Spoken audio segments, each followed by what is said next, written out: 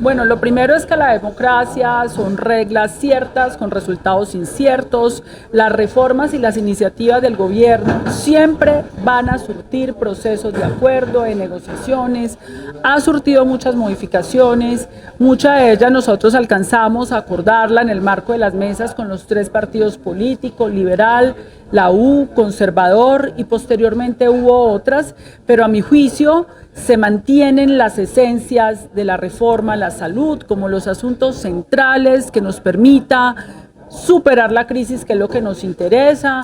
Hay un tema que nos parece que el Congreso tiene que retomar y es la elección de los gerentes para que esto pueda ser un proceso transparente que ayude a la protección y el cuidado de la red pública de hospitales del país. ¿Cuáles son esas esencias que desean respetar? Las esencias son el manejo público de los recursos públicos.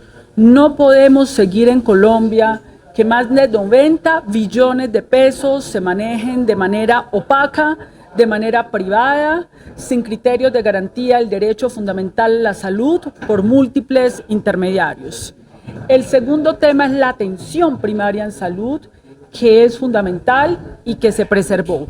Y el tercer tema es el tema de la protección de los trabajadores, donde quedaron dos modalidades que tendrá que conciliar el Congreso de la República, que es el régimen laboral especial y el régimen tradicional. Ahí es donde creemos que tiene que haber una conciliación respecto a lo de la Cámara en el Senado de la República.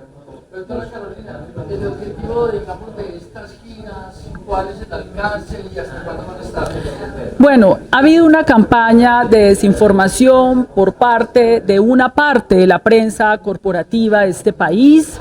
Hemos sentido que hay un desequilibrio en el debate público, entrevistan el 90% de los opositores de la reforma versus uno, pero aparte de eso me parece que ha habido deshonestidad en el debate público, desinformación a la población, se ha inducido pánico y no es justo con el pueblo colombiano que se le induce pánico frente a una transformación. Hoy hay una crisis que viene hace muchos años y que fue reconocida por la Corte Constitucional en el año 2008 en la sentencia T760.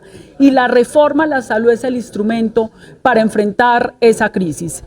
Por eso es que nuestras organizaciones médicas, sociales, de trabajadores, de la sociedad civil, en nuestro ejercicio del derecho de organización y de movilización ciudadana, hemos emprendido esta gira por todo el país para explicar, para aclarar inquietudes y para que haya un debate honesto en Colombia. Doctora, ¿qué la lleva usted a continuar con esta lucha precisamente después de haber salido del ministerio? ¿Qué la lleva usted qué la motiva por esta lucha? Mira, yo siempre he sido médica, he trabajado en atención primaria en salud, en la mediana complejidad, en la alta complejidad, en la rural, en las cárceles de Colombia, en todo el territorio colombiano y siempre seré médica. Yo he sido testigo del sufrimiento del pueblo colombiano, de la perversión de haber hecho la salud un negocio y este se constituyó parte de mi ejercicio médico. Este sistema tiene que cambiar porque este sistema degradó la relación médico-paciente, degradó el ejercicio médico, degradó muchos asuntos que tienen que ver con la atención primaria en salud. Entonces, en mi condición de médica y ciudadana, inclusive antes de ser ministra de Salud, desde estas organizaciones hemos estado en este proceso. Hace unas semanas hubo una polémica porque el ministro de Salud dijo que era posible que se tendría que presentar otra reforma tributaria para financiar la reforma, mientras que el ministro de Hacienda le dijo que no. ¿Usted qué piensa? Pues conociendo desde dentro, ¿se necesita una reforma tributaria para sacar adelante esta reforma? La reforma a la salud no requiere una reforma tributaria. Hay un estudio de factibilidad radicado por el Ministerio de Hacienda y Crédito Público en la Cámara de Representantes, donde se sustenta cifra a cifra cómo sería la financiación del sistema de salud con los propios recursos que ya tenemos, pero además con la reforma tributaria ya aprobada, va a haber un aumento importante de los recursos del Sistema General de Participaciones en los próximos 10 años que se va a permitir financiar. Pero aparte de eso hay asuntos que el Estado colombiano tiene que financiar con o sin reforma, como la formalización de los trabajadores. Eso hace parte de los compromisos del bloque de constitucionalidad y los compromisos de la ley estatutaria, como la construcción de hospitales y centros de atención. Hay recursos de inversión del Ministerio de Salud y es un compromiso del Estado Social y Democrático de Derecho de Colombia, independiente de la reforma. Lo que sí es cierto es que en el año 2012 hubo una ley en la que se disminuyeron los aportes patronales a la salud.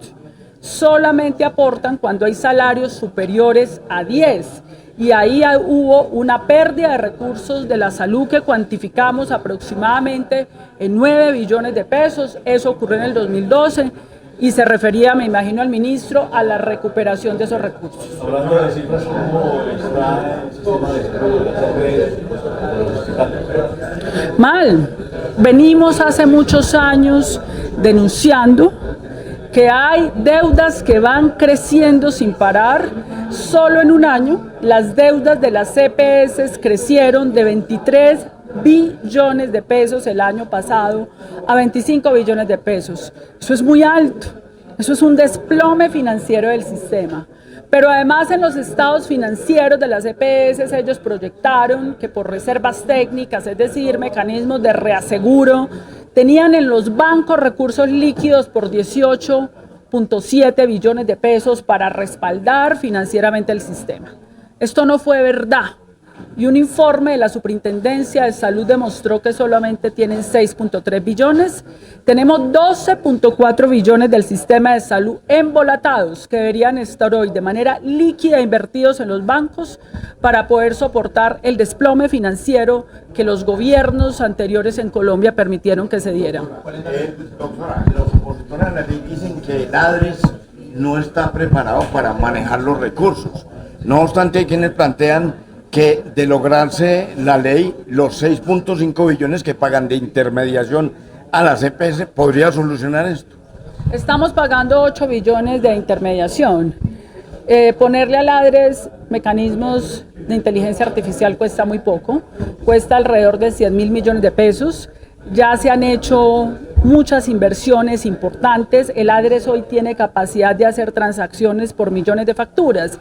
Pero me llama la atención de los opositores que les parece que el ADRES no tiene la capacidad para pagarle a clínicas y hospitales, pero sí tiene la capacidad para pagarle a las EPS. Si es para pagarle a las EPS es muy capaz, pero si es para pagarle a las clínicas y hospitales, entonces no. Hay un temor grande que también se exterioriza, es que las EPS, si pierden el manejo de los recursos, pues pierden, digamos, su razón de ser. ¿Cuál es el papel que jugarían las EPS? ¿O por qué usted dice que no es cierto que esta reforma busca su fin último de sacar las EPS? Las EPS se han acabado a sí mismas, eran 157, vamos en 27. Si no hubiera gobierno, pues sería un dominó, como dijo el presidente, y se lo malinterpretaron. Ellas mismas se van liquidando y van liquidando las demás. Es una realidad. Las EPS se han acabado a sí mismas. La reforma salva a las EPS y les da la posibilidad, aun cuando manejaron muy mal los recursos de la salud, porque las cifras hablan por sí solas, que ayuden con sus capacidades acumuladas en el sistema, hacer las auditorías, hacer la referencia y la contrarreferencia y contribuir con sus sistemas de información que han acumulado durante estos 30 años.